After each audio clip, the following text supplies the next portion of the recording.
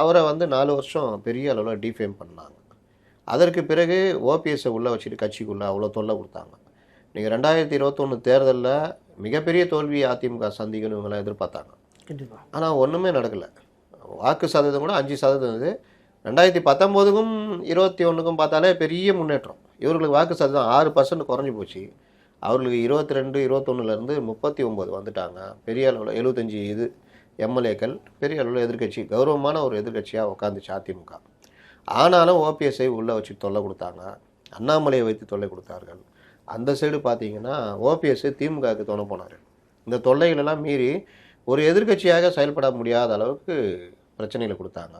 கொடநாடு வந்து இவர் தான் குற்றவாளி, இவர் உள்ள தூக்கி போடுவோம் அப்படின்ற அளவுக்குலாம் பிரச்சாரம் பத்திரிகையாளர்லாம் வச்சு பேச வச்சாங்க. ஆனால் எதுவுமே நடக்கலை.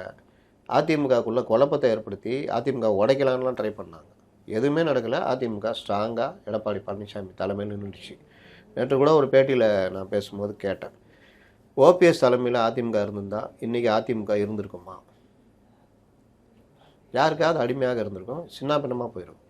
அப்போ நீங்கள் அதிமுக ஒன்றுபட்ட கட்சியாக மீண்டும் பழைய லெவலுக்கு விஸ்வரூபம் எடுக்கிறதுக்கு ஒரு முதல் காரணமாக இருக்கிறது எடப்பாடி பழனிசாமின்றதில் மாற்று கருத்தே இருக்க முடியாது, யாரும் மறுக்க முடியாது.